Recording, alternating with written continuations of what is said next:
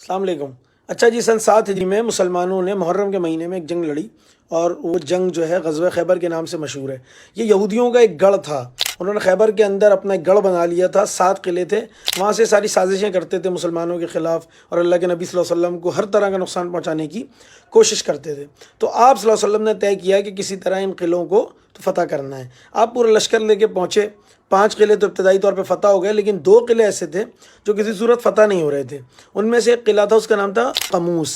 اور اس قلعوں کے اطراف میں بڑی تعداد میں کھجور کے درخت موجود تھے،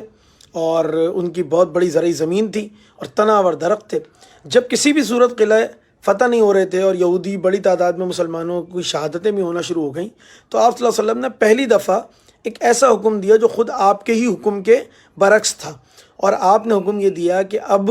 یہ جتنے بھی کھجور کے درخت موجود ہیں ان کو جڑ سے کاٹو اور ان کو آگ لگا دو۔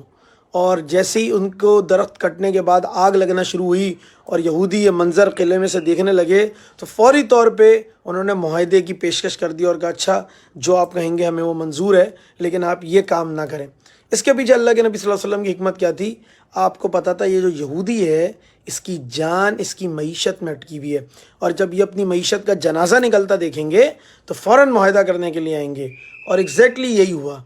آج بھی جو صورتحال ہے، میں اور آپ ایک کمزور اور بے بس انسان ہیں، ہم دعا کر سکتے ہیں، ہم وہاں جا نہیں سکتے ہیں، ہم شاید کچھ بھی نہیں کر سکتے ہیں،